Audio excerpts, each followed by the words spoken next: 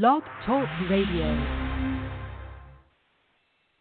Hello and welcome everybody to the Psychic Inside Show. My name is Joelle and I am the Viberarian, and I am here to elevate, enlighten, and empower you with information that I hope you find positive and uplifting. I'm here every week on the Viberarian Radio Network, and on Tuesday nights is the Psychic Inside Show. I believe that everybody is psychic, but you just may not recognize it. So each week I bring on guests who are willing to share their story about how they came into understanding their own way of having the psychic gifts and abilities. And my goal is that somewhere in their stories you will hear something that might make you say, oh my gosh, that's been happening to me. I never knew that that's what it was. So I'm so glad that you've joined me for the show this evening. I would like you to connect with me on Facebook. I have a community that I'm growing called the Good Vibe Tribe, and I post articles and information that I find that I think is helpful and enlightening. We post the shows and the guest schedule for who's appearing on the Viberarian Radio Network, sharing memes and just passing around good energy and supporting each other on the journey. You can join the Good Vibe Tribe by searching on Facebook for The Viberarian, and that's V as in vibes, I-B-E as in energy, R-A-R-I-A-N. I'm also on Twitter and Instagram, of course, having social conversations. So if you're out there and you see a picture that you think is uplifting for everybody, just tag me in it and make sure that it's sent to me so that I can share it and amplify that positivity amongst the people that I'm connected to. So I'm also here every Thursday night for the Viberarian Show, which is a knowledge quest. I'm exploring the mysteries of this world around us. It's kind of like a cross between Indiana Jones and X-Files. So there's no stone left unturned. And I hope that you'll join me. We've talked about twin flames, Akashic records, dreams, symbols, astral projection. I think we've got extraterrestrials coming up in a few days and some other exciting topics ahead. So that's Thursday night on the same channel. Our phone number is 646-668-8988. You can give us a call during the show if you have any questions for our guests during the first part of the show about the story that they're telling and their life experiences. Just press 1 and let me know you want to come on the air. And from time to time, we do have guests who are providing free readings during the show. That does not happen until the last segment. So if you have a psychic reading type question, please hold on to that until we get a little further down our time that we have together. So I think that's all of our housekeeping. We'd like to say that this month the Viberarian Radio Network has been generously sponsored by Speak Natural Hair Design, located in East Point, Georgia, and the Fillmore Center for Wellness and Rehabilitation, located in College Park, Georgia. I'm so grateful for these businesses who are putting their sponsorships out there to be able to support this radio channel and its informational activities. So thanks, guys. Appreciate you. Now, tonight on the show, I am welcoming a woman who I have not met in person. I've only met her in virtual space. And I'll tell you, I was very intrigued when I first learned a little bit about her because she said 2 words that I just am intrigued by, and that is ghost hunter, ghost tour. Now, she's not a ghost hunter herself, but she has some interesting stories to tell this evening, and so I'm very excited to welcome Karen to the show. Karen, how are you? I'm doing fine. How are you tonight, Joelle? I'm wonderful. Welcome to the Psychic Inside Show. I'm really glad that you are here to share your story. Now, I know from looking at your Facebook page and our preliminary conversations that you are a psychic medium. So in your own words, how is it that you describe your gift and ability? Oh, that's a tough one. I would describe myself as a psychic medium that really enjoys the mediumship part of the abilities most. I don't read like most mediums where I just deliver messages. Instead, I blend with the soul that is coming through for the sitter. So I tend to take on the characteristics of that person, whether it be in the way that they speak or laugh or the words that they choose.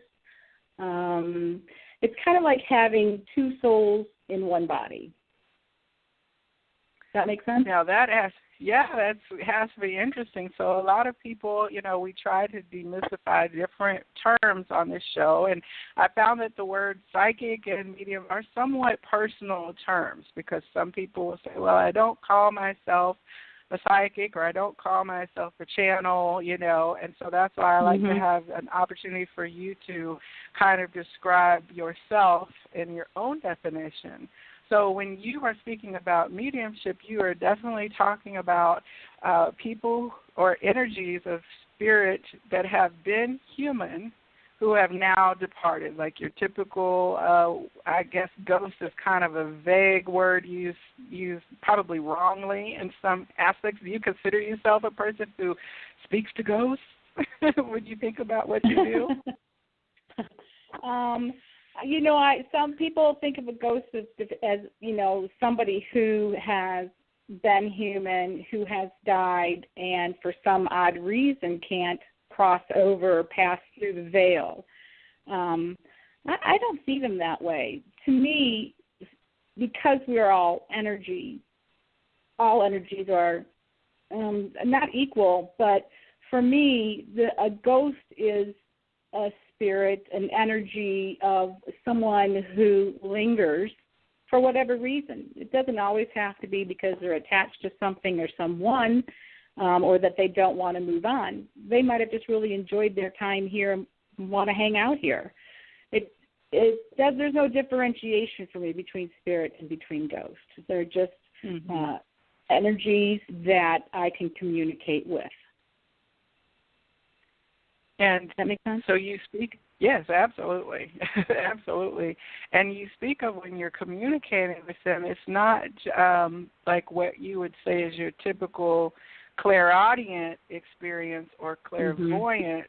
It's is it a blend because you are kind of seeing, but then the energy of that person's personality, as you said, it blends then as you are delivering the messages, so that you might have mannerisms. And I have not heard a clair term that would cover that. We kind of hear about clairaudience, clairvoyance, claircognizance, clairsentience. So this is kind of outside of those 5 labels that have been developed. Is that why you say that you're kind of different from other psychic mediums? Well, I could be labeled as a claircognizant medium because I know, but I don't know how I know. In other words, for me, I think a really easy way to explain is for me, our brain serves as a energy center and a filing cabinet. That's how I see it, and your soul. And when I do a reading, it's kind of like I take my filing cabinet of all the stuff that I know, and I step aside, and the soul that is coming through, or the spiritual energy that is coming through to me, kind of brings their filing cabinet along and puts it in place in me, so that there's 2 filing cabinets in the same body, or 2 souls in the same body. So because I've moved my filing cabinet and I'm not dipping into theirs, I don't know what's in their filing cabinet. So when I do a reading, then it's their information. So I'm not going to be really good at names and things like that because they already know who they are. They're not going to come in and announce themselves and go, "Hey, I'm Bob Jones. I wanted to talk to you." Oh. You know? Yes. Yeah. It's a little different. Usually when I do a reading and the spirit or the soul comes through, they will literally tap me on the shoulder to announce that they are present. And then I either let them in or tell them, "Not now, this isn't a good time." But sometimes it spontaneously happens. Now, has this always been the way that you started receiving your gift, with that kind of co-presence experience, or has this been a way that you have kind of developed as you grew into understanding? Oh, no, it's been this way from the very first experience that I had. I've gained a lot of understanding and control over the energies, and, you know, been able to set boundaries and, you know, set up protection for myself and stuff like that. But now the very first time I was probably about 2008, something like that, I was on a ghost walk with my husband and his paranormal group.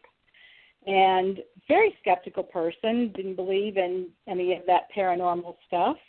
And so we went on a ghost walk in historic Beaufort, Georgia. And at the end of it, having not seen anything to convince me that spirits existed, we were leaving. And as we went past the historic jail, the old jail, someone noticed that the jail door was open. And so a couple of people went inside, including my husband. But when I went to go inside, there was a pressure against me, like saying, nope, you're not going in there. But I could see into it, and then it seemed like, for lack of any other way to describe it, it was like something came out of that gel, like a wind, like a breeze, and it came to me, and it kind of like went in my belly button, or what would be probably the sacral chakra. And I remember tearing up and looking around and not knowing where I was or what was happening or stuff like that. And the medium who was conducting the ghost tour came out, and he was like, oh, my gosh, you have to stop this. You have to stop this right now. And I had no idea what he was talking about. So he said a prayer, and he sprayed me with some holy water, and whatever joined me left. So that was the very first time. Yeah, that was the very first time. And it's been like that ever since. So when you felt that pressure, did you see or hear anything other than that windy feeling? No, it just wasn't. I mean, there wasn't even a windy feeling or anything else like that. I just can't think of any other way to describe it. But I guess now in retrospect, I would say that an energy came from jail and made a beeline for me. Wow, and so the medium that was there was able to discern what was happening. That is, and they weren't even right in the room with you, I guess. And had you made a cry out or anything, or were you just frozen? Or I do remember that my eyes were tearing up a little bit, and that had happened once before when my mother passed, and so I really didn't know what was happening. But as soon as that medium came out the door, he was like, "Oh my God, you have to stop!" And he knew exactly what was going on. Thank God. And took care of it for me. But then we went to the cemetery. They made me go to the old historic cemetery, and they made me go there. So it was quite a night.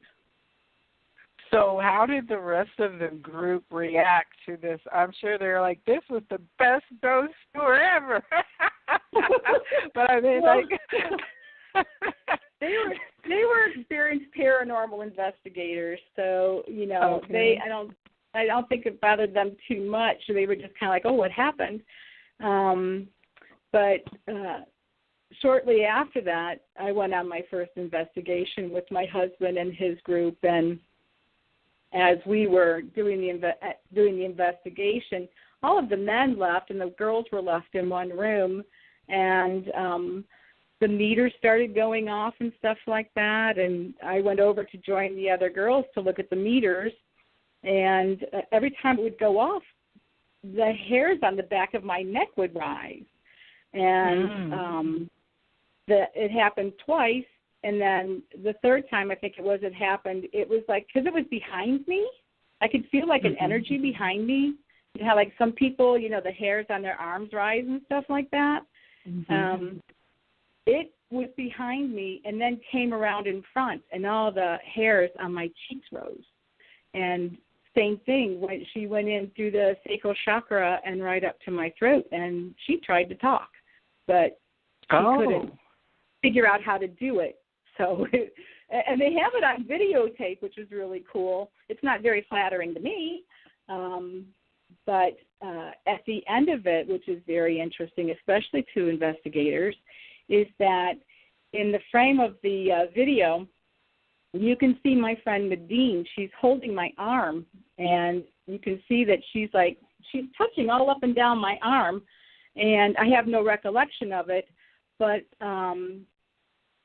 at one moment, when the spirit left, my shoulders dropped, and then when they went back and looked at the videotape, they could see an energy orb coming out of my arm at that exact moment.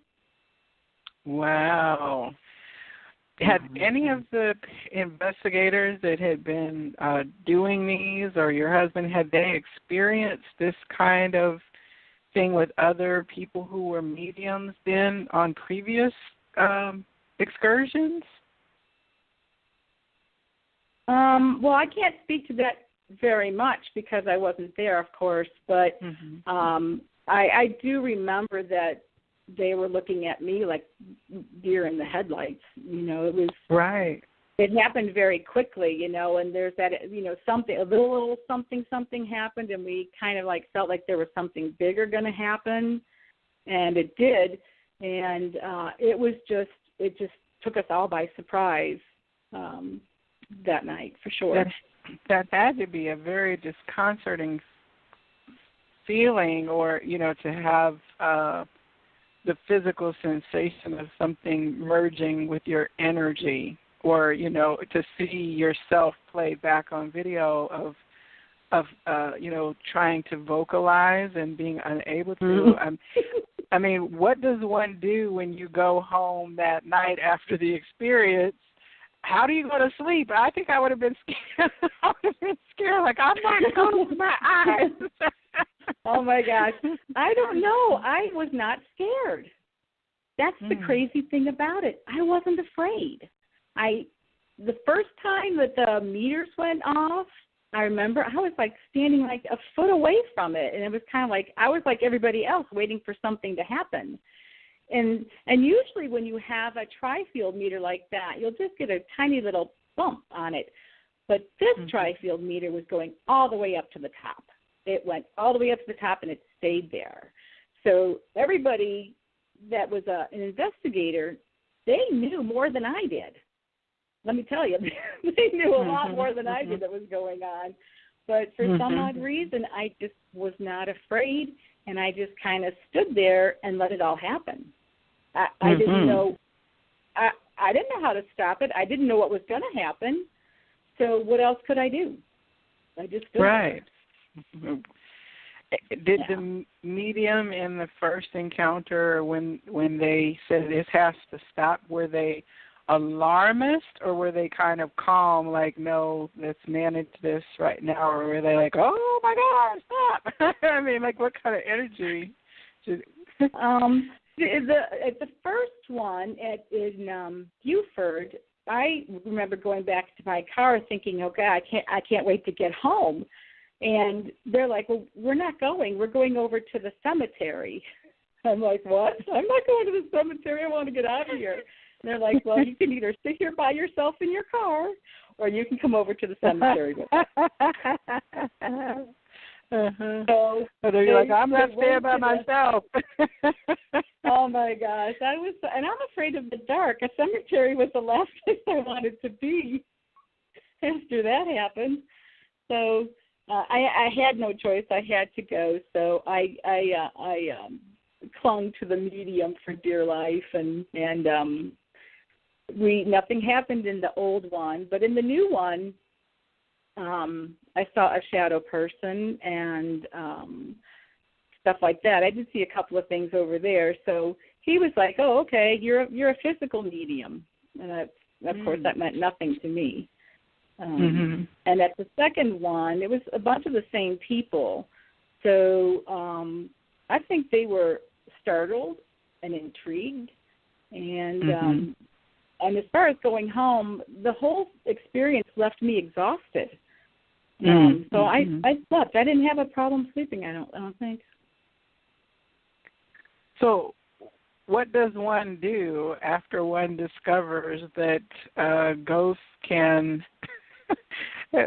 you make themselves apparent to you? Like, how do you? I'm sure your husband, first of all, was like, "Oh, I have the best wife ever," because he's already a paranormal investigator, and now you're like a medium, and it's like the perfect blend of teamwork. I felt like a lotto winner because now he had his own personal partner in crime, so to speak, to go on these adventures with. That's kind of funny that he was already involved in that realm. Yeah, he's fascinated with EVPs. Yeah, he's really, really good at discerning EVPs, and okay, tell me what that was his forte, his area of expertise. For me, I couldn't understand how you could capture a voice on a digital recorder and not hear it, and how come, I don't understand how it works, but I've seen it work, so you can't dispute it. And, I'm a thinker. I get all up in my head. So after all this stuff started happening, my wheels were turning. I had to do research, and that's what I spent probably the next 8 years doing, trying to figure it all out. So wait, what is an EVP? An EVP, he's going to kill me now because I'm going blank. It's electromagnetic. Oh, no, that's not it either. I'm sure everybody in the chat is laughing at me. It's voice phenomenon. I can't remember what the E stands for, but voice phenomenon. Okay.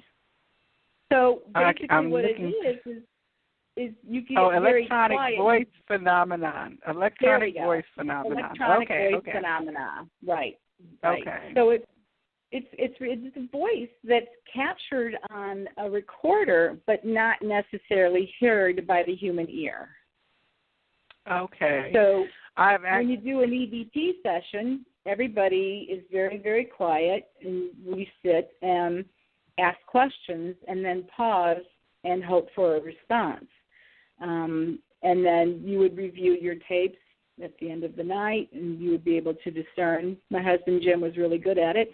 Discern whether it was somebody in the group making a noise or something outside, or if it was actually a response to a question. So it's fascinating stuff.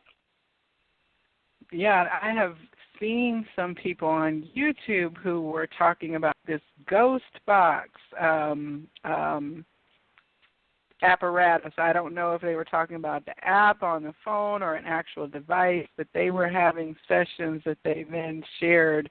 And I think there's quite more than one person. Of course, YouTube has some of everybody, but and you see them on TV all the time. On the Ghost Hunters shows or stuff like that. Yeah. Mm-hmm. Yeah, there's different kinds. There's the one that goes through the radio frequencies, like a white noise, to discern talk.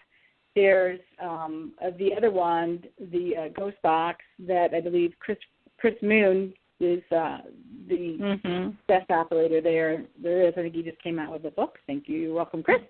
And I've had experience with that one as well, and it's fascinating. He connected to a girl who I used to work with at a retail store, and I got one question to ask. I'll never forget it.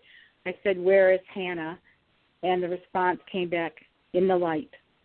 And it was her voice. Mm-hmm. So wow. I was wondering if you hear clairaudiently sometimes what the EVPs. Not with an EVP, but I've heard my name called on several occasions in different venues before, but not usually clairaudient. Okay. I'm afraid of the dark. I don't really like doing investigations. I'm afraid of the dark. So when you left the reading, you said it started like an 8-year then journey for yourself in understanding. Did you go to my favorite place, the library, and check out a book that started talking about ghosts, or did you sit down with the medium or someone else in it, or how did you start to approach then understanding this? Well, I didn't really understand what happened, so I needed to learn about that first. And there was, I went on the internet and did research, and there was a woman who had a show. Her name, I'm going to sit there and forget her name now. Joyce Keller had a show, and I remember listening to her show a few times and called in, and someone read for me, and it was pretty accurate. And she said, "Oh, you're a medium," and she was the first one that mentioned it, and so I poo-pooed that, of course, because I didn't know anything about mediums. So, and then I was raised in the Catholic Church, so there is no reincarnation. So, this was a totally new landscape all the way around. So I had to start at the beginning and figure out if I believed in reincarnation or not. So I had to do research about that. And my husband gave me a book on Edward Casey, and I remember thinking about that. I picked up the book and I opened it, and there on that page he was talking about reincarnation. Wow, okay.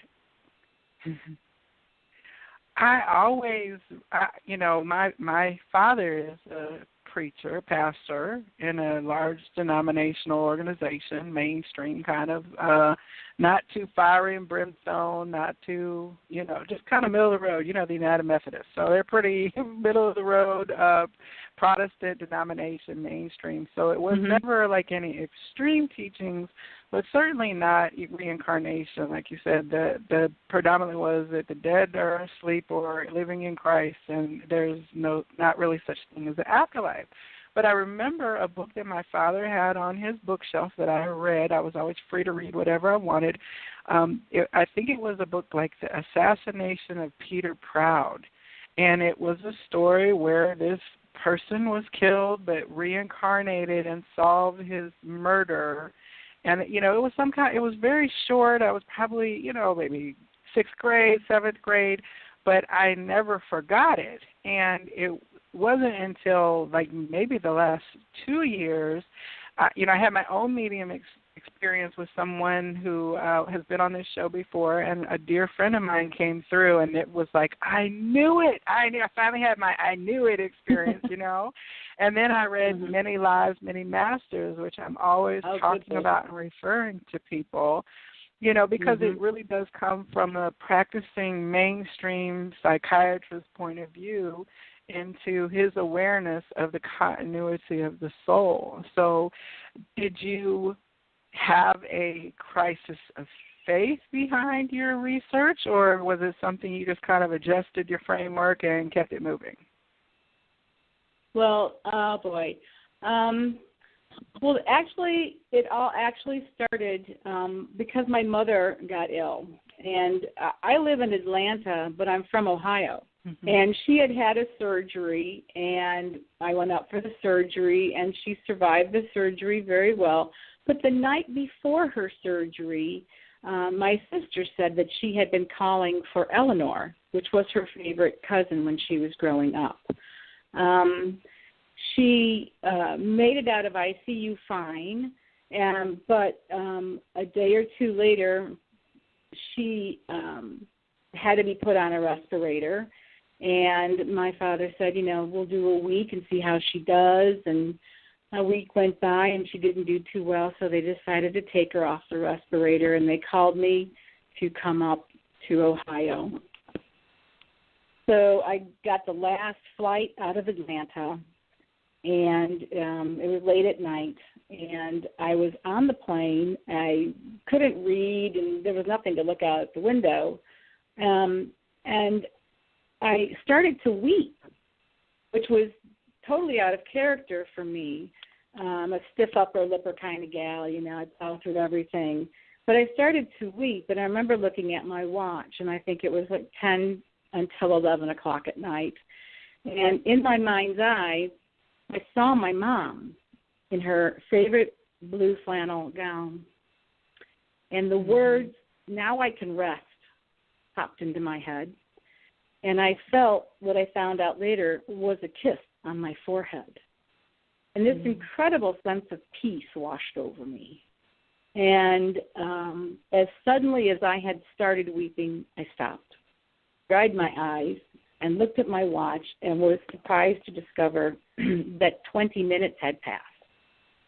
And I'll tell you, the experience was like the blink of an eye. And it was 20 minutes, which was startling. I got to the hospital. My sister let me in, and as we were going up the elevator, she stopped. And she said, "Before we go up the elevator, I need to tell you something." And I said, "I know what you're going to say." And she said, "What?" And I said, "I was on the plane," and I told her what happened.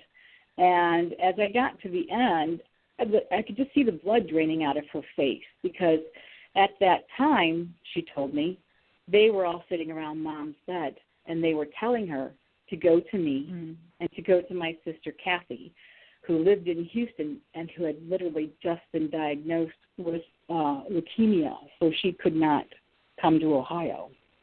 And I said, "Was it at 10 to 11? She said, "No." I said, 10 after 11. She said, "Oh, my God, Karen."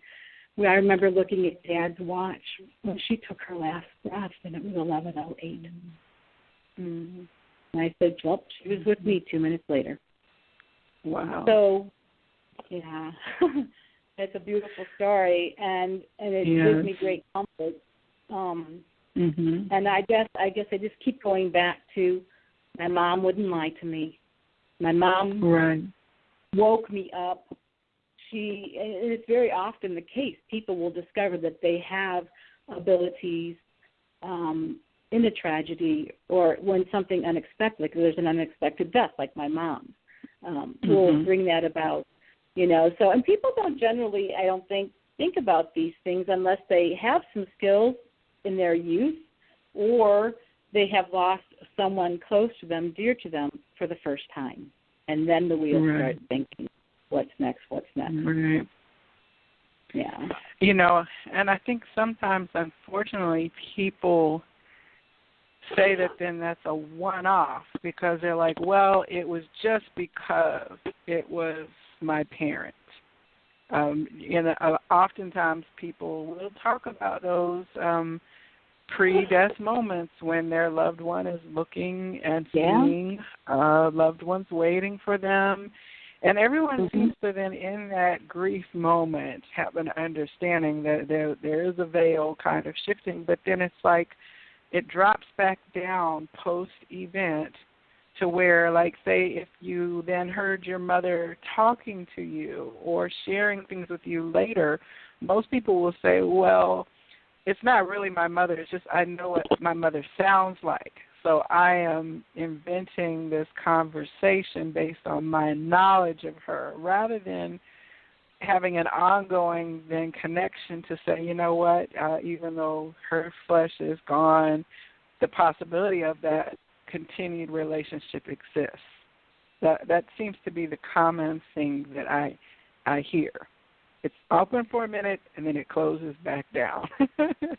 The everyday life kind of comes open, I think it, for a lot of people it stays open and they want to believe that they can still have that relationship with anybody else who has walked on in their lives. They've walked on to the next world. And I think certainly that the experiences that I had in the early days of my paranormal investigations served to help me understand how spirit can use our filing cabinet, if you will, to communicate and to open up those lines of communications. Often people who have lost somebody, they'll smell cigarette smoke or their perfume, or they'll I hear a song that was very special between the two of them over and over again, and it makes them start to think. And certainly it did for me, because those things happened for me as well. But I had to figure out how that occurred. So that probably took about a year. During your studies, were you then then learning things and sitting down and practicing and saying, okay, who's here now? Or what did it look like for you as you started to develop your opening or your channel, I guess, if you will? Oh, after the first two experiences that I had, it kind of shut down. I found myself in a home that had a portal, and it was a little overwhelming for me, because I channeled probably about 4 different souls. And then it never happened again. It was kind of like different things began to happen. Somebody at work would mention an ailment or an ache or something was wrong. One woman, Kate, that I'd known for many years, told me that her daughter, who was pregnant, the ultrasound came back with a mass in the baby's lung. And instantly I was like, don't worry about it. It'll be gone before the baby's born, I'm sure. And in my head, I was seeing my niece or my nephew, I can't remember which one who had it, but they had a strawberry mark on their forehead. And my sister, who is a nurse, said, it's just kind of like a collection of, blood vessels and stuff, and it'll eventually be reabsorbed. And that memory kind of I don't know how to say, because that memory came up, I said what I said. So the intuition was, what happened with my niece is what's going to happen with the baby, and the baby will be fine. And that's how it turned out. So I started to have different kinds of experiences. I discovered that I was, I think what they call a medical intuitive. People came into my life, into my husband's life, through his group and stuff like that, where we just met people that I went to a table tipping at some lady's house one time, and it was fascinating. I don't know if you've ever heard about table tipping. No, what is table tipping? Table tipping is what you do is you get a group of people around a table, and you do not touch the table, but you have your hands hover just above it. And the collective energy of all of the people around the table may cause the table to move or to rock in response to a question posed. So you would say, is there someone here with us? And if the table moves a little bit or vibrates or something like that, then that would be taken as a positive response. The girl Hannah that I spoke about earlier, this happened shortly after she died, and we were talking about her, and the table was literally, and she made her presence known by, she was like a ball of energy next to my cheek.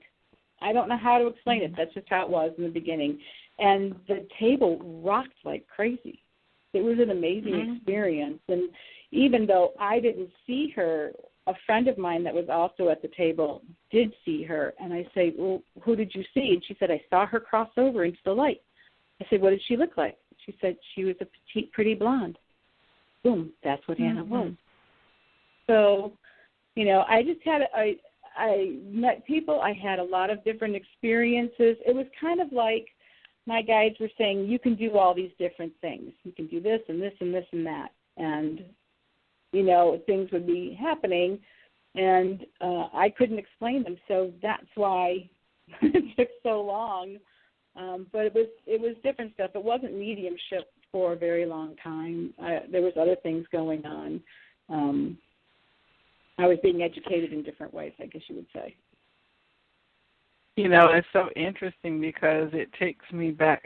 I guess I was familiar with it. I just didn't know what it's called, but it's like my teenage years when light as a feather, or I guess the table tipping, all those kind of physical expressions of ghostly energy.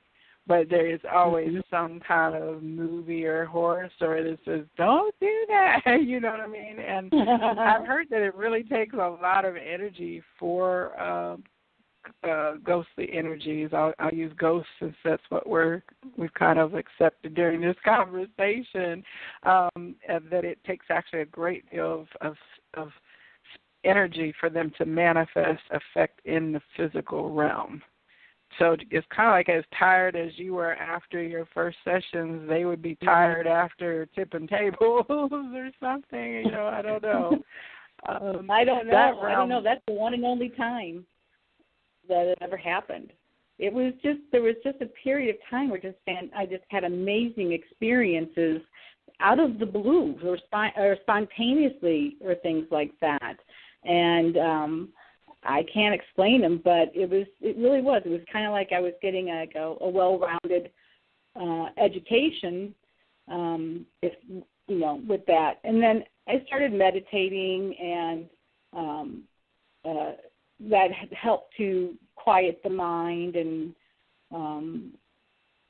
I think that it helps you to focus on things. And I would have experiences that went off into a different direction. Like I used to do the same meditation 5 days a week at the same time, and it was just a simple meditation of a chakra staircase.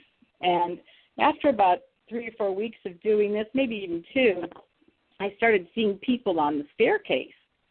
And long story short, they were me on the staircase at different times in my life where I had trauma or something happened that I couldn't deal with. And so at that time, a little piece of my soul went out to the universe. And I learned later that the part of me that showed up on the staircase came back, and it was a type of soul retrieval. My sister showed up on my staircase. My father, who was my primary guide by this time, he showed up at the top of my staircase. So there was a lot of different things. I had guides appeared in my meditations. People always are asking about guides, and for me, other mediums would say, oh, yeah, you have Bob and Glenn and stuff like that, and I didn't have no idea what they were talking about until I had my own guide show up in a very vivid dream. And, of course, now we know that vivid dreams are spiritual energy visitations. It's the hallmark. It's the hallmark of one, is being that vivid. So it was things like that. So I was being educated about soul retrieval, about spirit guides, about all kinds of stuff like that. I'd never heard about past lives and stuff, So, my fingers were in everything. Mm-hmm.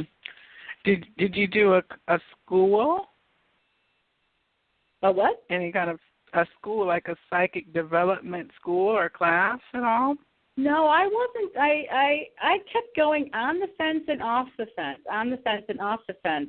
I had a young son at this time that was born in 2002, so this was going on. He was like maybe 6-7 years old, so I was not able to devote a lot of time to it. And plus, I was working, so I didn't take classes. I would just find books like you mentioned, Many Lives, Many Masters, Brian Weiss,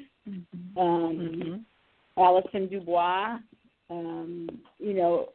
Edward Casey. So I read a lot of books. There was one out there called Where God Lives by a pediatric doctor, that popped off a bookshelf for me.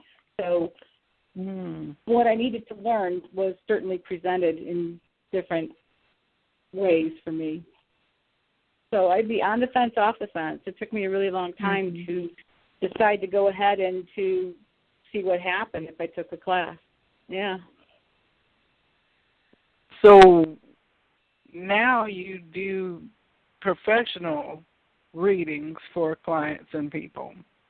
I do. When did you finally start, or how did you come to start doing them for other people rather than just experiencing these kind of interesting, unique moments yourself?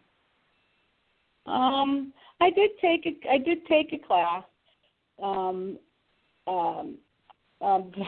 did take a class, and I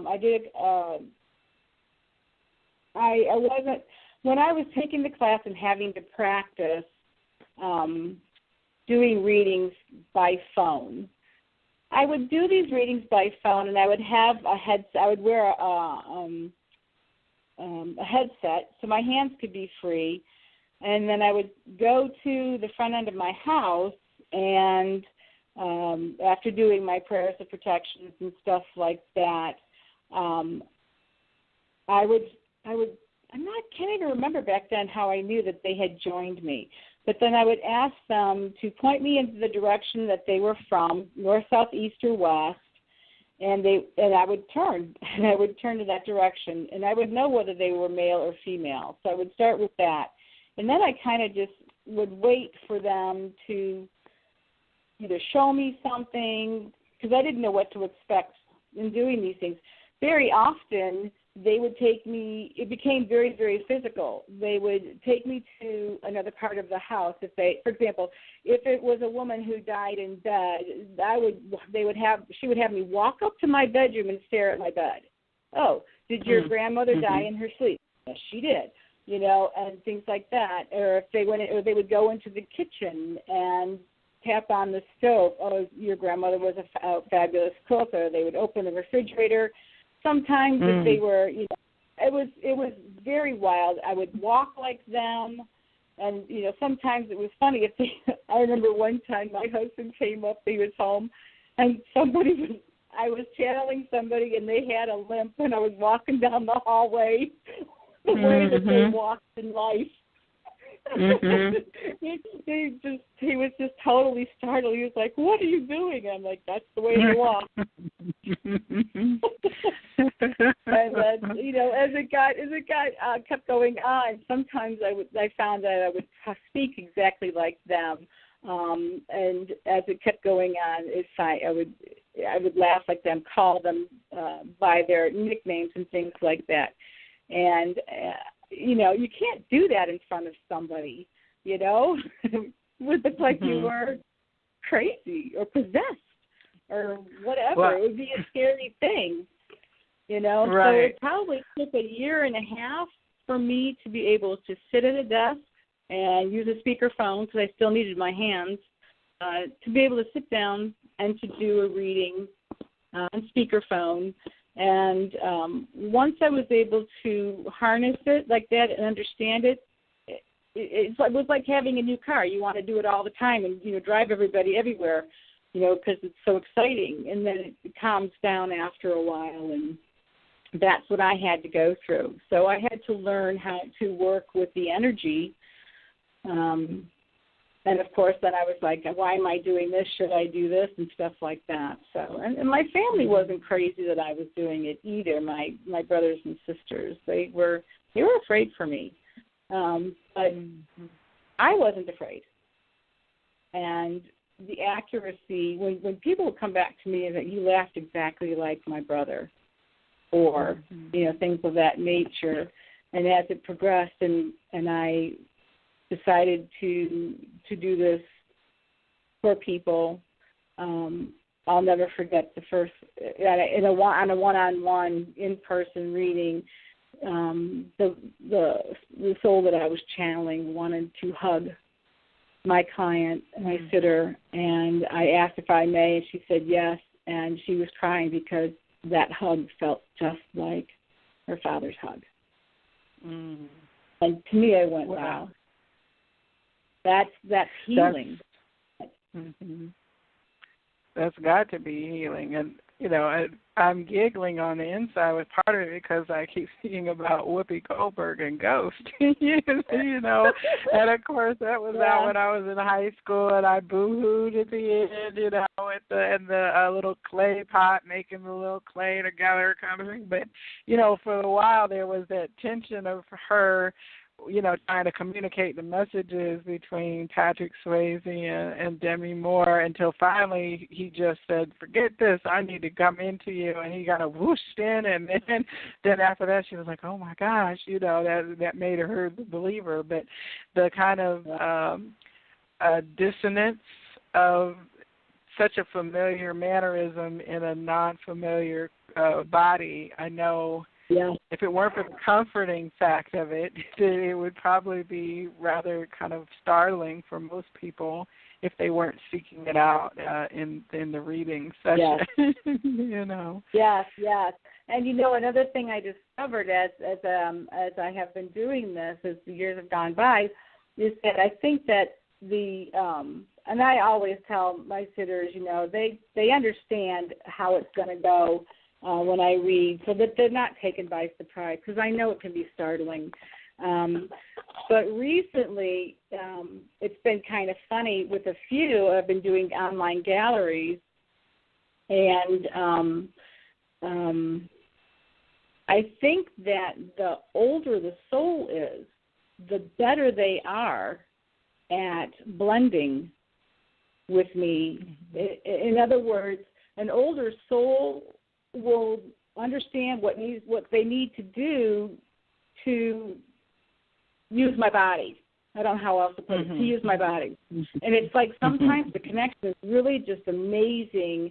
And there's been a few occasions where my eyes have closed and my sitter and the soul have a one-on-one conversation between them. Okay. Which is fascinating. So I don't know. Edgar Casey was a trance medium, and I don't know if that is trance, but it sounds fascinating to me anyway, to try to figure out what the difference is between a regular blending and then trancing or something like that. I don't know. It sounds like you've got more years of discovery. Isn't that exciting? It's like you learn something new every day, right? Yes. It's funny. It's funny you mention that, because just about last June, I was up here in my office, and I was being compelled to draw.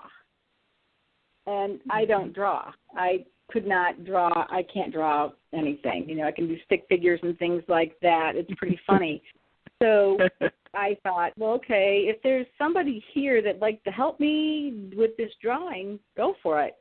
So within moments, I started drawing, and I know it wasn't me, and this face is taking shape, and then the shoulders and the chest and torso and legs, and it's an Indian, an American Indian, and I have never seen one dressed the way this guy was dressed.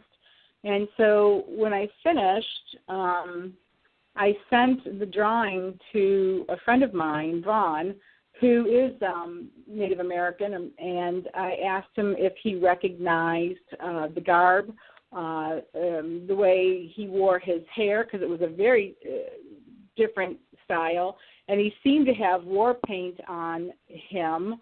And, he made me go put little dots where they were supposed to be and stuff like that, and he's wearing a medicine bag around his chest.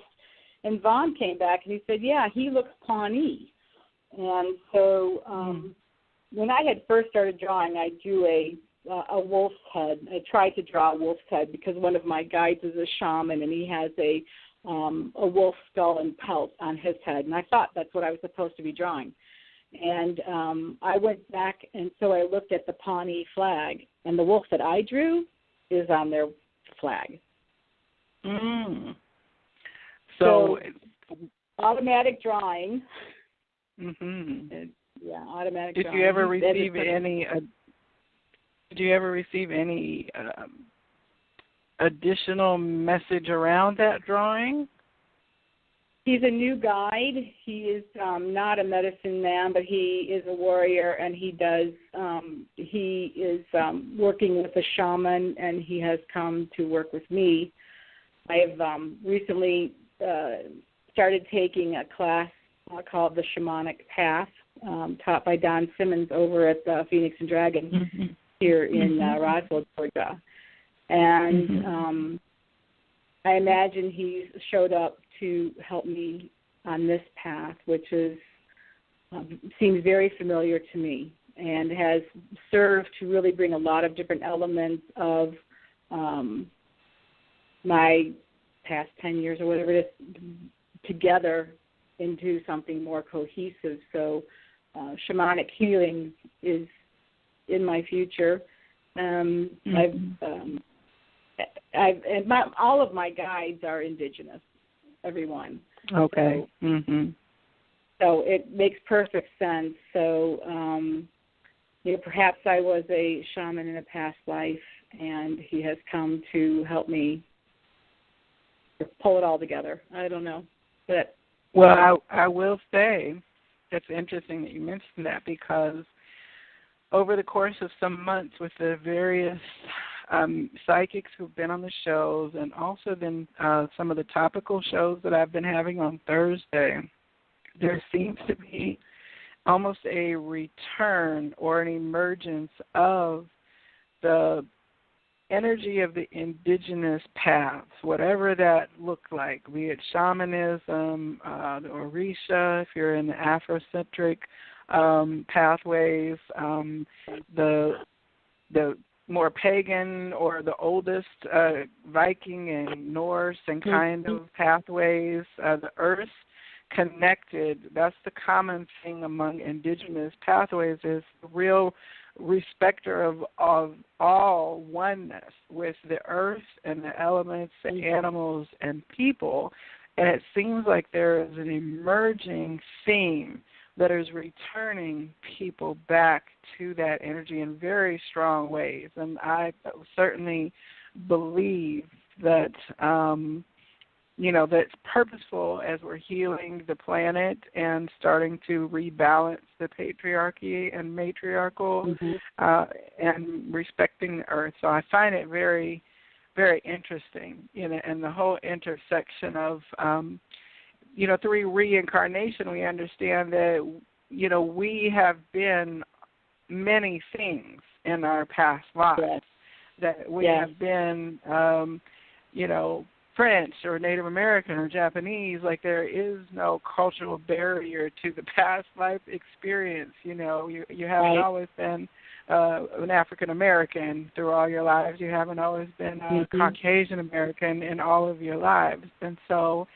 it's very interesting to hear the term shaman coming forward, more and more people following a shamanic training kind of integration. And then more and more attention being paid to the teachings of the indigenous return, like the white buffalo calf woman and the black snake prophecies. I mean, it's just like a pattern emerging, that it seems to me, from sitting at this kind of hub point of these conversations. Now I had a question. Back in 2011, I went to an 11-11-11 conference in Florida, and I met a woman there who was of Cherokee descent. Her grandmother had taught her the Cherokee ways, and she invited me to come to a sweat lodge building in the Georgia mountains. And I was like, thank you very much. It didn't sound appealing to me at all, or something that I would do at all. But as it turned out, I was compelled to go. And I went by myself because I didn't have anybody else to go with. That's how strong the compulsion was. And we spent a weekend up in Dahlonega, and we built a sweat lodge, which was headed up by a man by the name of Carlos Sauer. who was originally from Brazil and who had left Brazil early, studied with Michael Harner, who is the Esalen Institute, shamanic teachings. And there he was adopted by a Cheyenne elder, and he taught him the Cheyenne ways. So at this sweat lodge, I did feel wonderful healing energy in the lodge. And afterwards, Carlos asked if we had ever met before, and of course I told him we had not. And he said, okay, and a couple of weeks later, just before Christmas, he asked if I would be interested in working with him because Portuguese is his first language, and I'm a copywriter and photographer, so he was looking for someone to help him with photography and to help with his website and the grammar and all that. And we ended up working together for 3 years, and he taught me all the Cheyenne ways and taught me the spiritual philosophies and prophecies of the American Indian, which are starting to come to fruition about now with their seventh generation. Mm-hmm. So you'll notice that there has been an increase in media attention. It's not where it should be by any stretch of the imagination, but with all the pipelines, you know, they are making a presence. And the prophecy is that the seventh generation will rise to reunite the four races. So the shamanism, of course, you know, goes along with that as well. You know, it's really a way of life. It's understanding the energy connectedness, not only between us as people, but between us and all of the animals, whether they crawl, fly, swim, or walk on two or four legs. Doesn't matter. Even so much as to go to the earth and the rocks and the trees and all of that sort of stuff. And I was even taught in those. I do psychometry. And I'll never forget the time we were on an investigation, somebody gave me some rocks. Said, here, tell me about these rocks. And I'm like, I usually do jewelry, you know. But by the end of the night, I had a vision where the rocks were from, and I was right. So the bigger lesson there was, doesn't matter what it is. Energy is energy is energy. Whether it's rock energy, tree energy, bird, air, or water, we're connected to all of it. And that's what the return is. We've forgotten so much. We've lost our connectedness to the earth and our environment and the planet that feeds us because we spend all our time in concrete.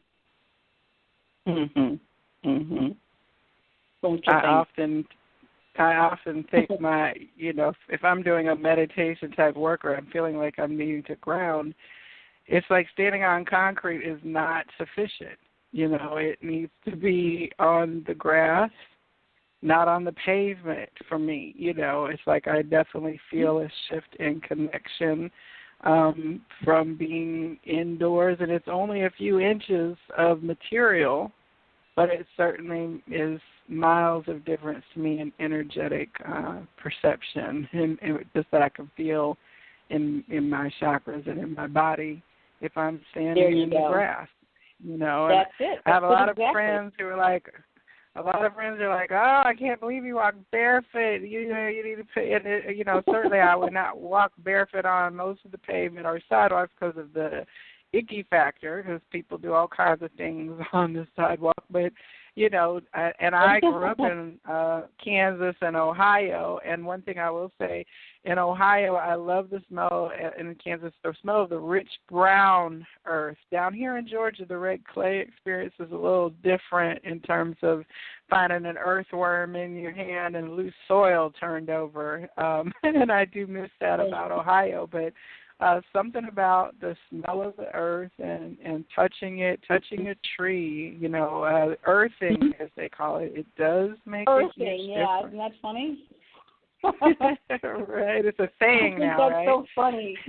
I think that the electromagnetic field of the earth does indeed balance and align our chakras, you know, because our nervous system is our energy center. So when we go outside, and I think you don't necessarily have to stick your feet in the lawn, but you can sit outside and, you know, pay attention to the birds. I tend to weed a lot. That's how I keep my body busy, so my mind can connect with Creator, you know, and I've learned so much about all the critters that come out of the snakes and, you know, all kinds of stuff. So very connected to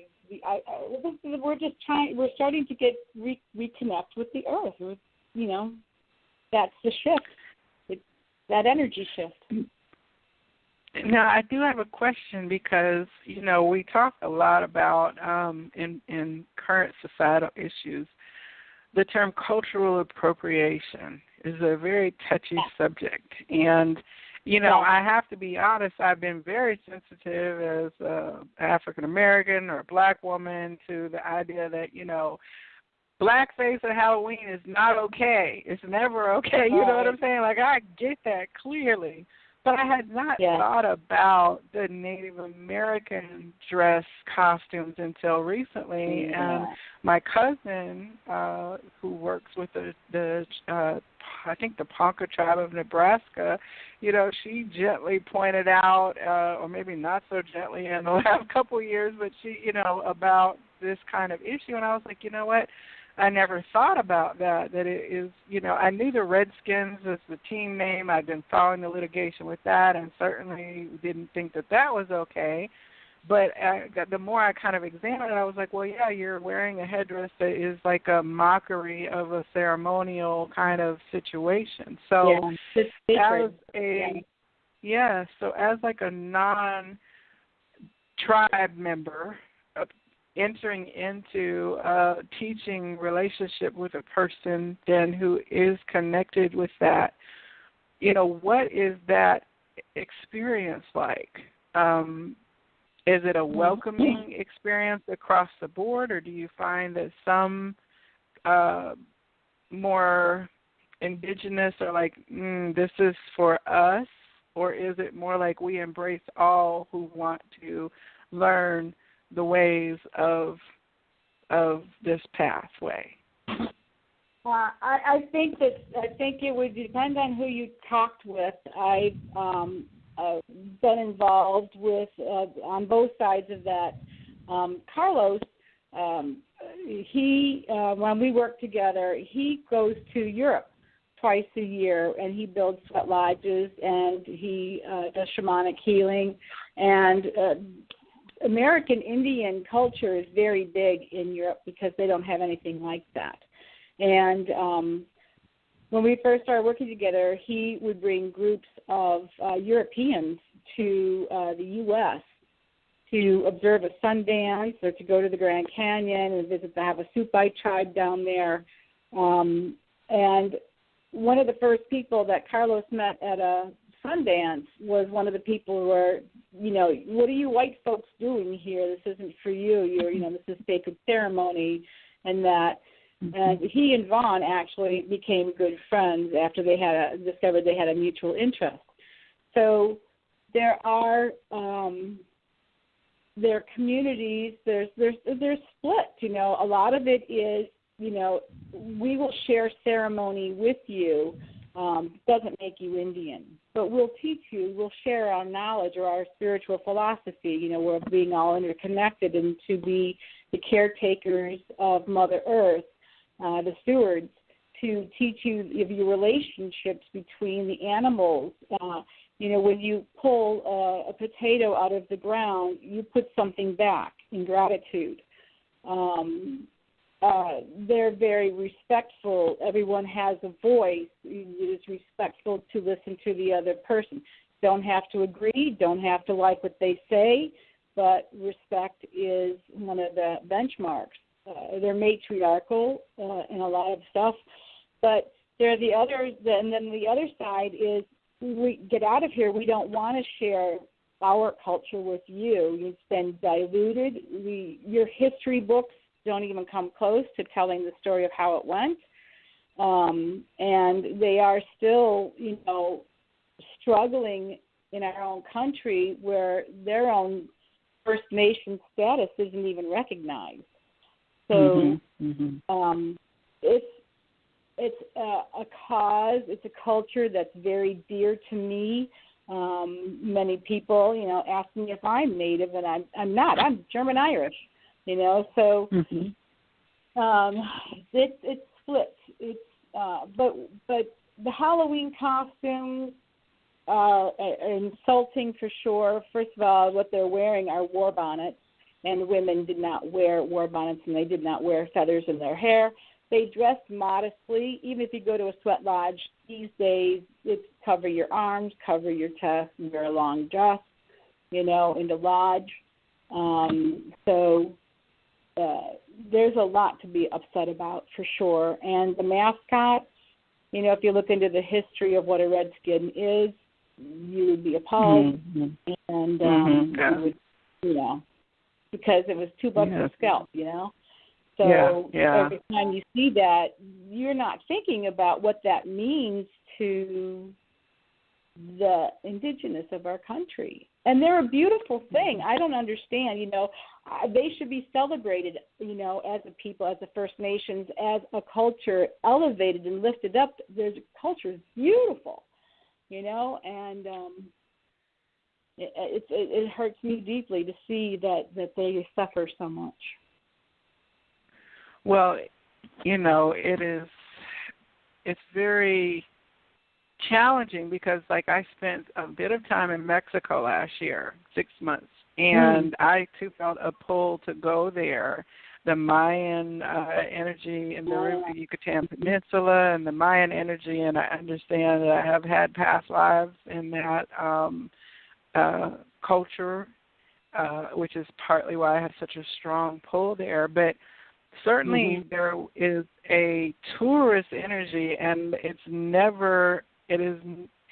it's completely, you cannot ignore the fact that colonialism is what is made most of the indigenous peoples to be last nations, unfortunately, economically and with power and property holding, because of that colonialist takings of all of this. So I'm in the most beautiful beaches in the North American continent, probably, and the Mayans are absolutely the lowest wage, lowest class in terms of all the servers, housekeepers, and they're managing for a predominantly white or certainly Eurocentric cultural to come vacation in luxury in lands that used to be theirs, that they now no longer own.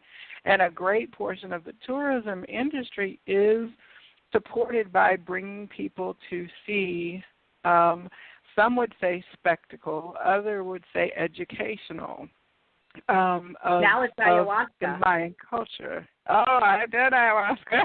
It was great, but but go now. You got to go to Peru. You have to do ayahuasca. Oh, I've done ayahuasca. It's interesting that you mentioned that. But I did Temazcal, which is basically their version of sweat lodge. But there are certain, you go off into the Mayan communities, and when I asked to be going to a Temazcal, I did ask to go to one that was less touristy. A lot of the resorts now have a little Temazcal that they do for people who are getting married, and they market it as part of that. But I wanted to go off into the jungle area for you. Yeah, absolutely. So I went off into a community that I had seen, and it was a shaman, and absolutely truthful. He had elder and a younger who had been learning from him since a very young age. But I know that what we received was not, even though it was in the community structure, I'm sure that that it was cleansed of our touristy energy after we would come, and they reserved the time of the traditional Temazcal in the moon cycles for the community, which was still practicing. But that tourist income absolutely is what supported that small Mayan community. So it's almost like a catch-22, because I certainly received a healing during my Temazcal ceremony, and I would have loved to participate, but I know I would have been an interloper because it really was the community intimate church service, so to speak, and going, what they did normally. And when I did have opportunity to do the ayahuasca, it was with a shaman who he actually had gone to Brazil over a period of like 8 years and learned to the medicine path in the Amazon.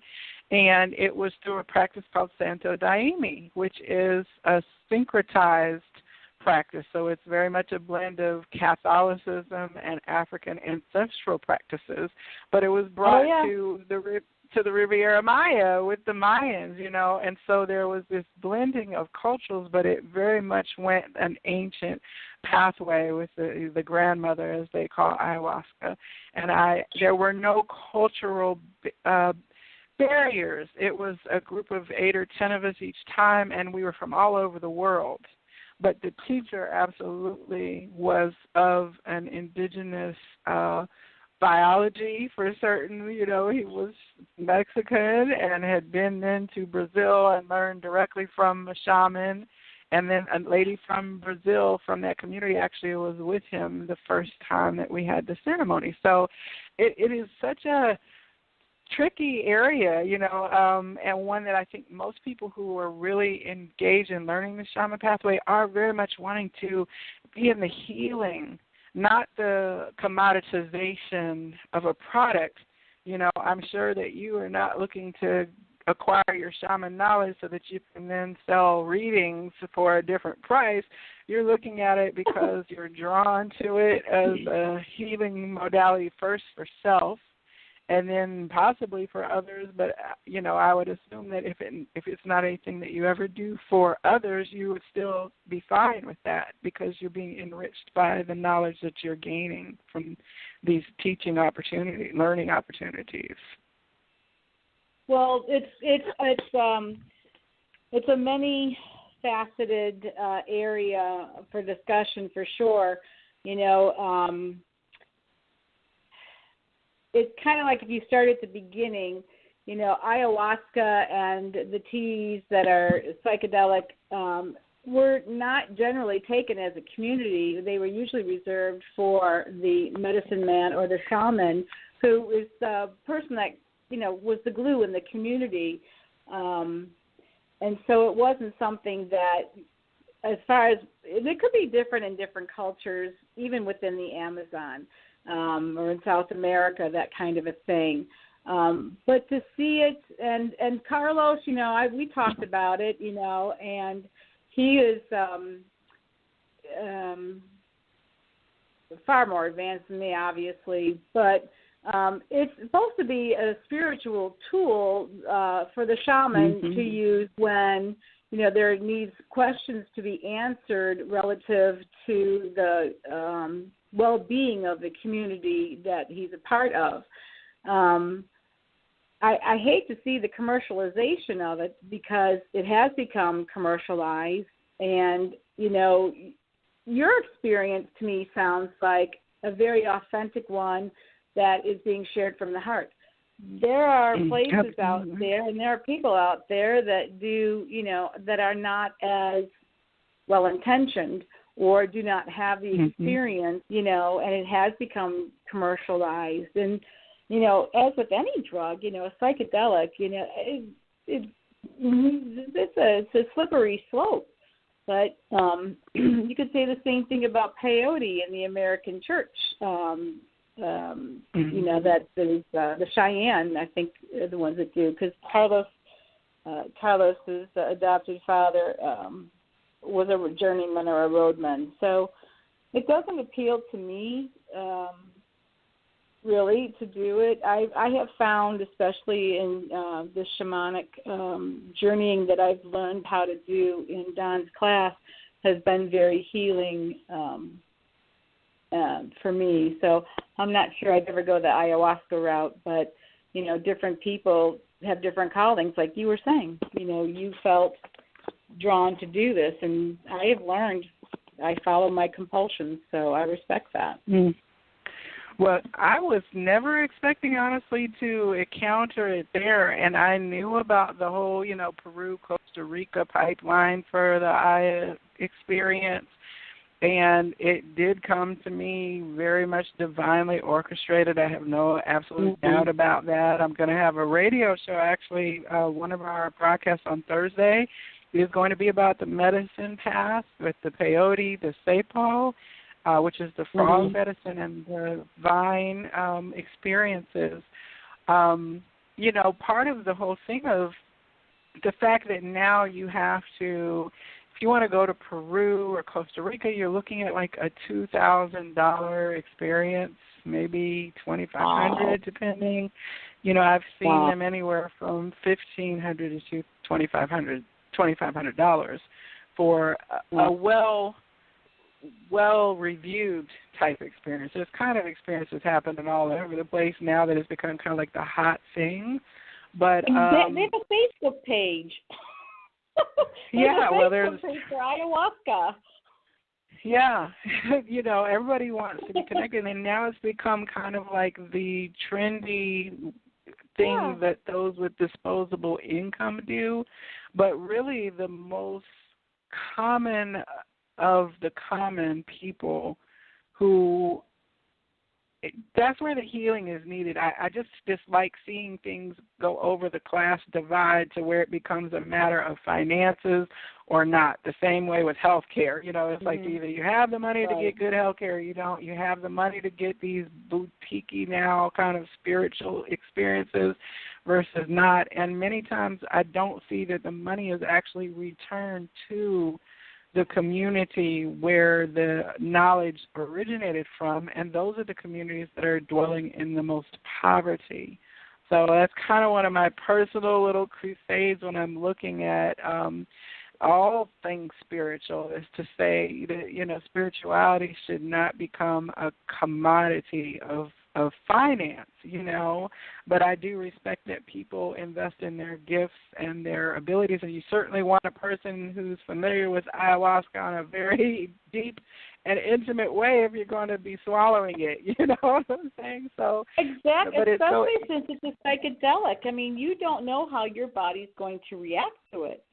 It's not part of one of the things that was brought up to me is that, you know, in the communities that where ayahuasca is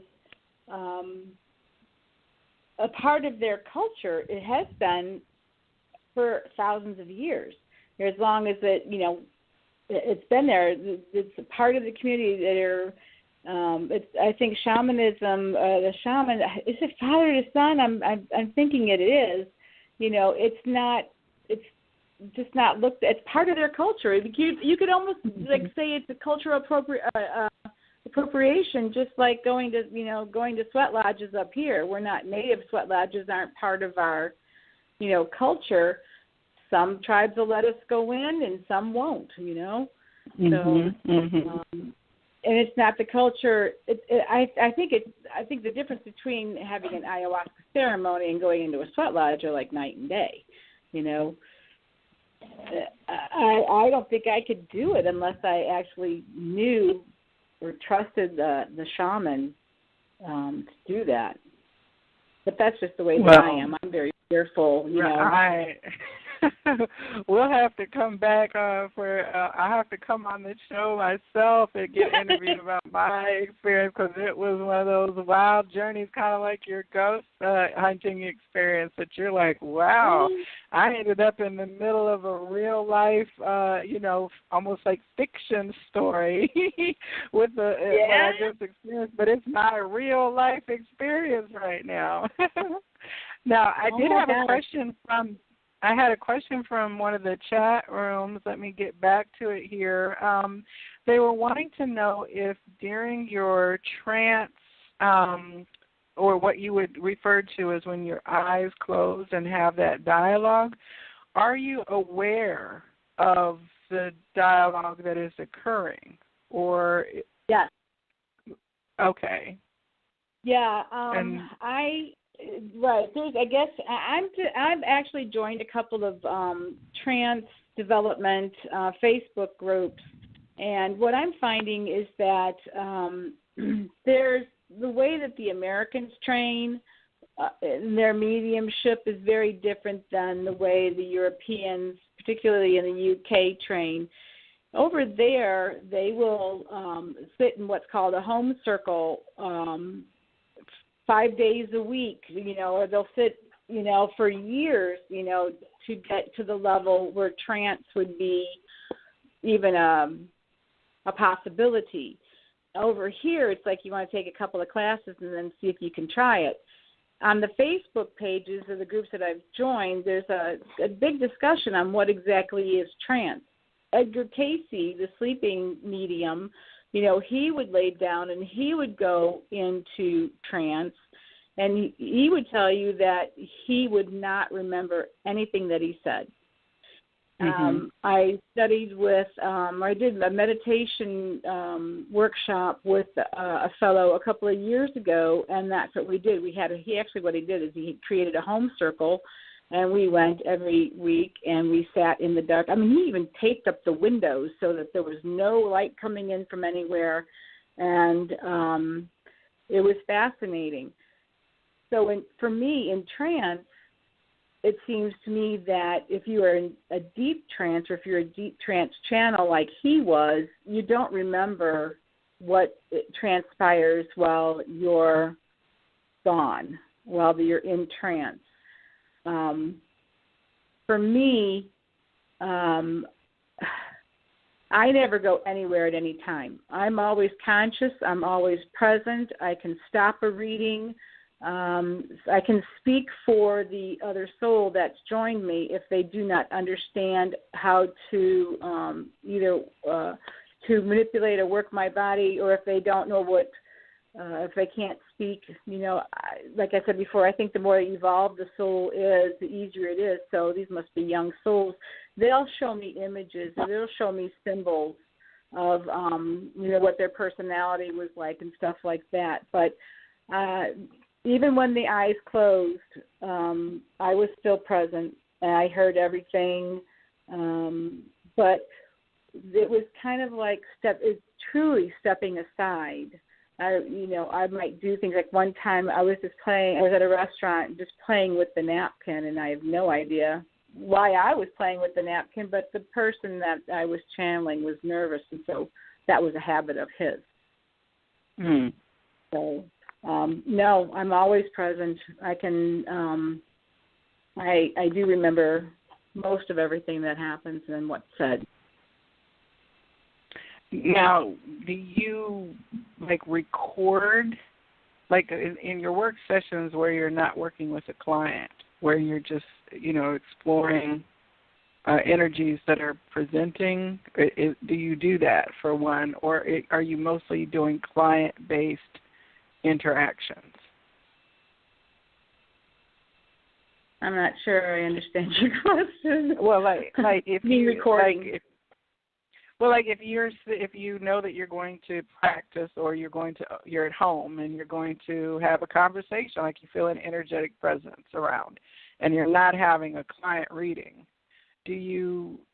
how do you memorialize in this conversation that you're having if you're not in a client dynamic where you're relaying messages? I'm wondering if you journal, or I've seen a couple of people who on their YouTube channel have a questioner who then the more trancy channel type thing where they respond to a neutral questioner, not a client, or they ask themselves questions and record that conversation, either audio, video, or writing as it's happening. I guess I'm wondering if you have private sessions where you're okay, who's here, or if you are basically just engaging with the purpose of doing a client reading. I don't practice. I only channel when I do readings for a client. I do a lot over Skype, as we did. Because it's very important that in person is the best for sure. And then Skype.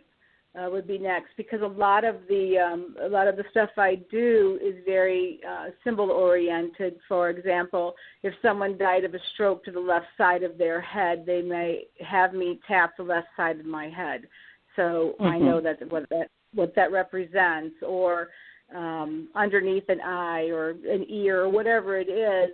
And sometimes there are new symbols that I don't understand what they're trying to convey. But for the most part, we've got a pretty good routine going on. So I don't practice. I do online galleries in some of the groups that I'm in to see how other people do their readings, and just to get gallery practice. I'd like to do galleries someday, but I don't practice like you're thinking. Well, of. No. I journal sometimes. I know that your initial encounters were not client-driven at all. You were like learning and practicing. No, I journaled those. Yeah. Actually, I recorded a lot of those phone calls, and they've never, been heard by anybody besides myself. And I noticed early on that I needed to record them because the way I was reading was so, to me, bizarre. And I had a lot of experiences like that over the years where I got to taking pictures of stuff because I would think of something, and the next thing you know, it would be there, or it would manifest, or, it was such an amazing story or experience that people wouldn't believe it happened. And so I'd take a picture and go, see, here it is. And I did a lot of like that in the beginning, but not so much anymore. The more I get to understand it, the less journaling I think I've been doing. Oh, I definitely have been that whole you're not going to believe this kind of chronicling thanks to the cell phone era.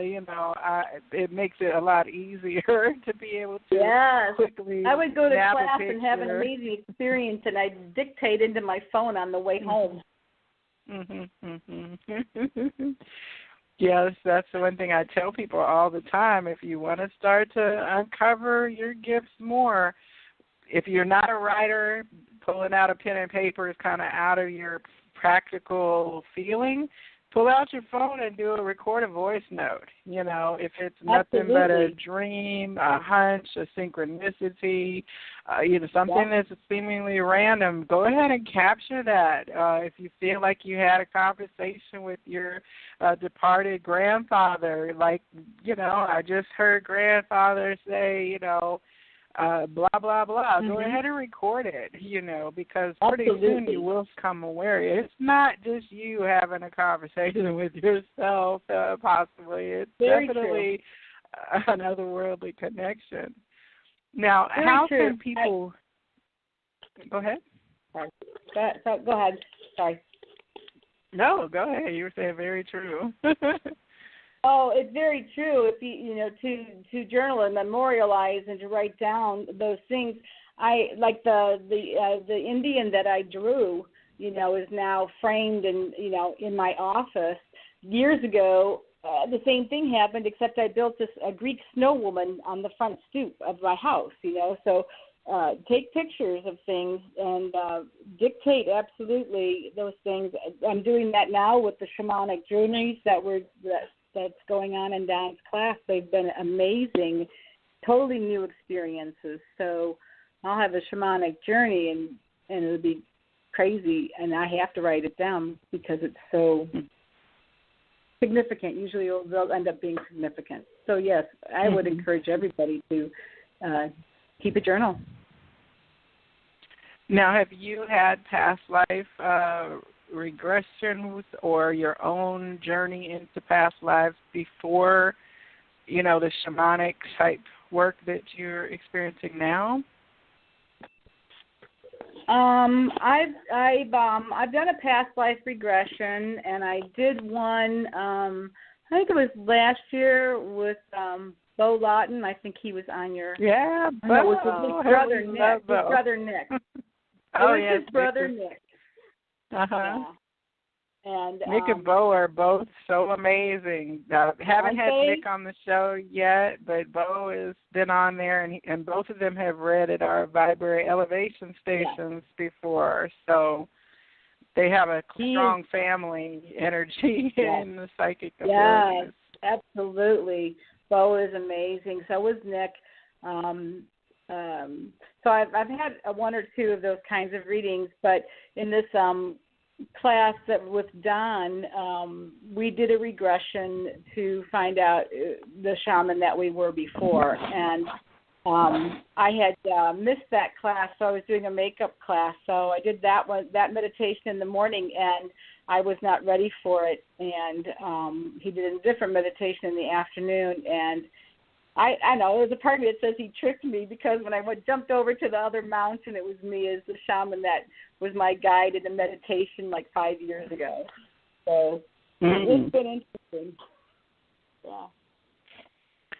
Well, this whole thing is, I love being kind of in the psychic life, and these interviews that I get to talk with people about stuff are just very affirming for me personally, because there's a conversation that can occur that is, rather judgment-free. And I know you said that your family members had some reservations about your psychic journey. Can you share anything about that in terms of their hesitations or convictions? I think it is just because it can be a fearful thing for people. I've come to the conclusion that we are where we're supposed to be, and we're doing exactly what we're supposed to be doing. And while I'm going through one door to reach, the what I'm supposed to be doing, there's 1,000 other doors. So as long as you're headed toward, becoming the best person that you can be, or that kind of a thing, I don't think it matters which door you go through.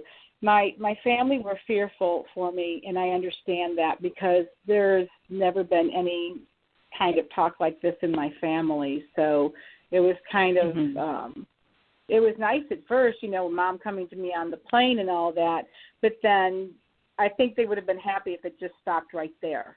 But my experiences continued on, and I would share them with them. And then after my father died and the mediumship started, I was jumped by a ghost the first 2 times.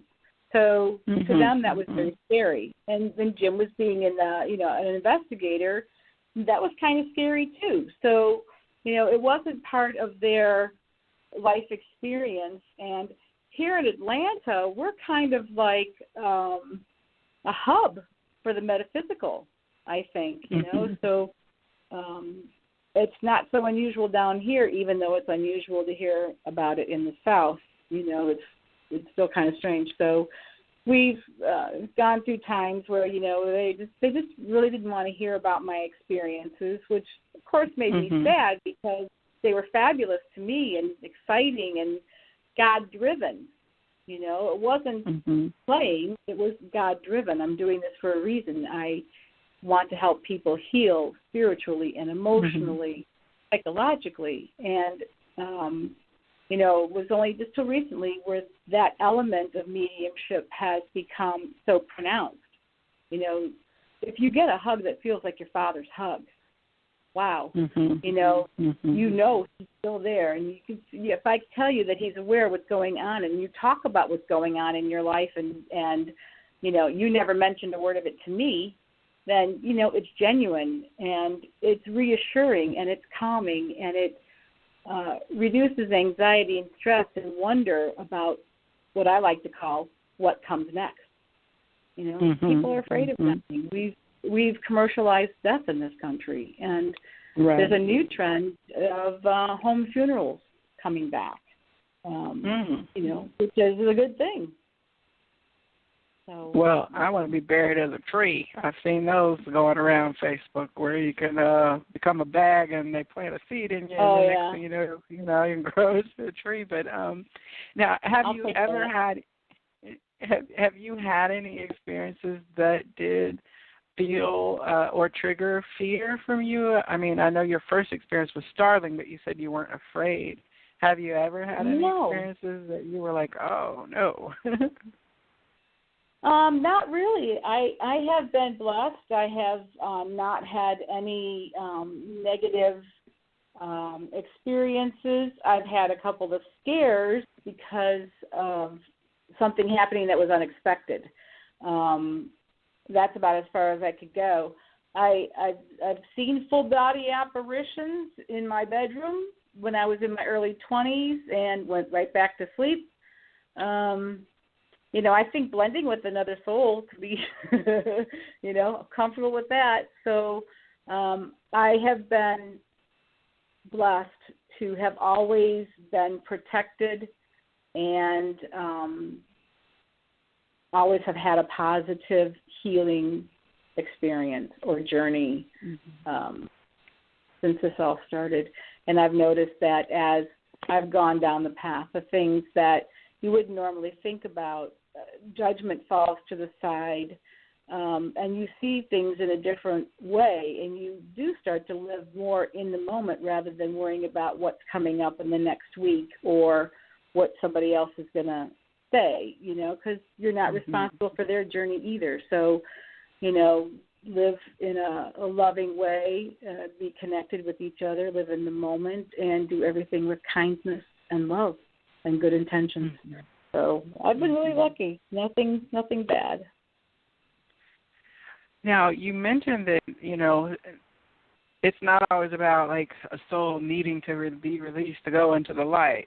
But would you say that if you had to, percentage-wise, that half the time it's for the peace of the person requesting the reading more than it is for the peace of the spirit, and the other half of the time is the opposite way, or would you be able to classify the type of medium encounter that is occurring?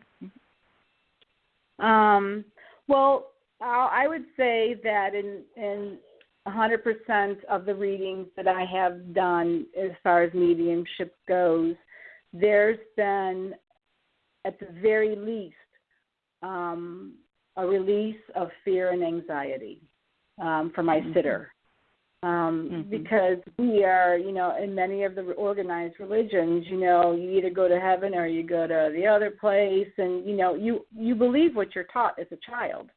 And, like I said before, I think that most people don't even give the next world any thought until they have lost someone close to them. And then they start to wonder, and then they start to worry, or perhaps they actually have a visit and they don't understand it, or perhaps something spontaneously has happened for them, that perhaps they suddenly, see a dream and they realize they're precognizant or whatever it is. It's all about the connectedness and being able to reconnect a sitter with someone that they thought they would never connect with again is amazing. It's amazing. And the healing is real. I know that if there's such a thing as a life review after you die, for sure my dad realized at that time that he didn't do so well in a couple of areas with me, and I know that he reached back for me and he sent people to me to help me learn how to release and let go of those things that no longer serve. And it could be so much as a phrase. I used to describe him as, in a certain way. And my sister actually came to me in a voice and said, you're not that same person anymore. You need to let that go. Look how far you've come. So, again, another energy lesson. The words are very, very powerful. And in order to heal, you have to learn to stop giving energy to certain things, so... For sure. So healing, with my father, Absolutely. He healed and I healed, and I'm much happier in a much better place than I have been in my whole life. Mhm. Now, one of our chat questions wanted to know, before a sitter comes to you or you're contacted for an appointment, will you get any kind of indication from their loved one that they are coming? You know, that's interesting. You should ask that. I was, when I first started out, I was doing a reading for a medium in Louisiana, and we had a time set up. I forgot about the time difference, so I had some time to waste, and so I went on a walk around the neighborhood. And as I was walking around, I started getting images in my head of a young man dressed in a flannel shirt, of a twisted chrome pipe, a feeling of dread, and that kind of a thing, and a name that I didn't recognize. So when I got home from my walk, I went and I wrote it all down. And then when we had our reading, he came through, but he did not reference having visited me earlier. So at the end of the reading, I asked her, I told her what happened. I said, can I tell you, what I got? And she said, sure. She said, yeah, that's the same guy, and his name was, I can't even remember what it was. She goes, I told him to find you. I said, what?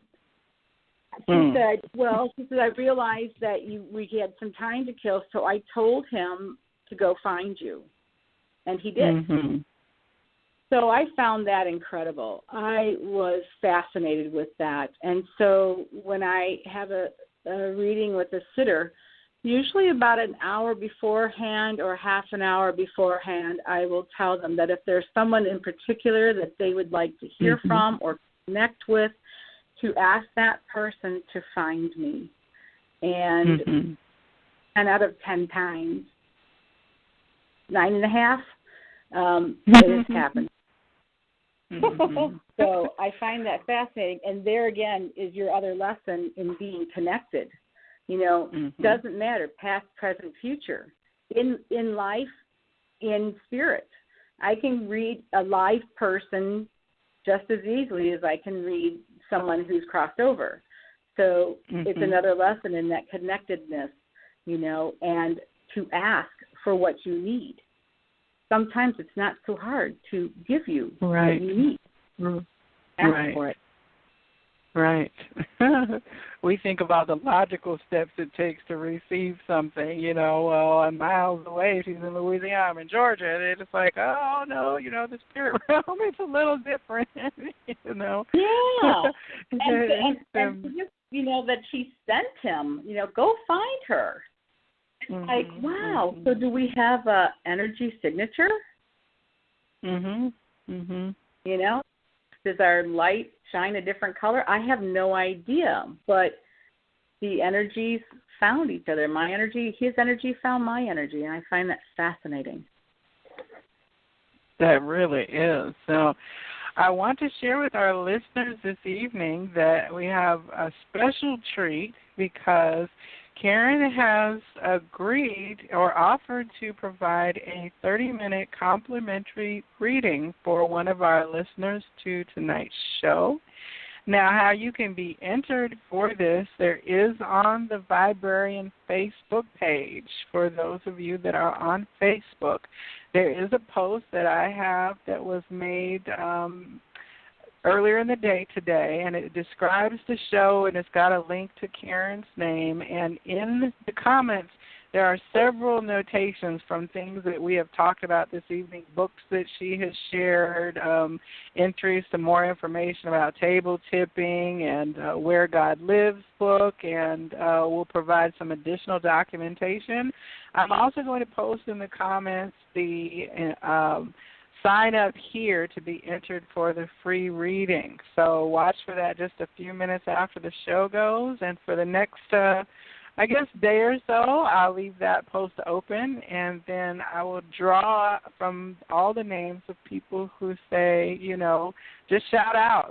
Say, I was listening. I want to be entered in the reading. Hello, any kind of thing to let me know that you were listening tonight and that that you want to be entered in the drawing for the reading. And if you are not on Facebook, then certainly email me to have your name included. And all I need is your first name and a way to contact you.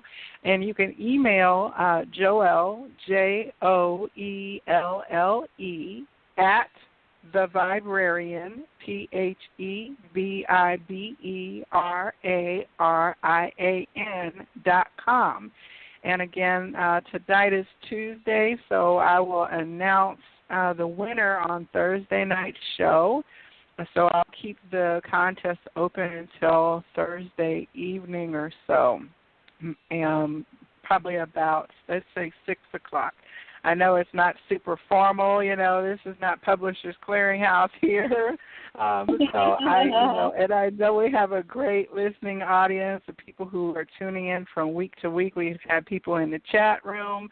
I've gotten questions over text, and then, of course, we've had the people who have called in on the phone line to join in this evening. So I really appreciate everyone who's tuned in, and Karen, I really appreciate your time. Can you tell people how they can reach you if they are interested in having a session with you just as a regular booking? All you have to do is go to my professional Facebook page. It's a psychic medium, Karen McAfee, and just drop me a message and let me know what type of a reading you'd like to have. I also do fortune-telling cards and oracle cards, as well as mediumship. Awesome, and we do have you tagged in all the posts on the Viberarian page, so you can stop there and link directly to the show. And I do want to let you know that the Psychic Inside shows, as well as the rest of the programming on the Viberarian Radio Network, are posted over to my YouTube channel within a week or so of them airing. So I don't have a YouTube signature name yet, but you can search for The Viberary, Viberary, and there you will find all the shows that have already aired up to a couple weeks ago. You can also subscribe to this podcast on the iTunes podcast directory. If you just search for The Psychic Inside, you can get a download so you can listen on your morning commute. And, of course, these episodes remain on the Blog Talk Radio interface forever and ever and ever. So you can always come back and hear more of the fascinating stories that people are sharing about their life. I absolutely agree, Karen. You said that it was an interesting story, and now that I've heard it, I absolutely agree, and I'm so excited that you were able to spend this time with me this evening. Did you have any final thoughts for the listeners this evening about the psychic journey? Well, first of all, thank you for having me on the show. I appreciate that. As far as any final words, just move forward with an open heart and good intentions and love. Mm-hmm. Everything with love. Wouldn't everything be so much better if we just started from that place first? It would, and really good intentions, because, words are so powerful, but if the intention behind them is not a positive one, then the words are meaningless, eh? Absolutely. Intentions are everything, yeah. Absolutely. That intention of love fueling it, That's kind of the key there. You can't have ill intentions if you're sending out love. That's true. Karen, that's true. It doesn't work that way. Yeah. Well, Karen, so, I thank you for joining me this evening and for being on the Psychic Inside show. And to all of our listeners, I hope that you will tune back in Thursday evening to the Viberarian show and see what interesting topic we have lined up. It's the same channel, same time, 9 p.m. Eastern Standard Time from week to week. And this has been the Psychic Inside Show. My name is Joelle, and I'm the Viberarian. I hope that you feel elevated, enlightened, and empowered. I certainly do after spending this time talking with Karen. I wish you all of the blessings that you can hold this week to overflowing and an abundance of all the things that you are desiring to manifest into your reality. Namaste.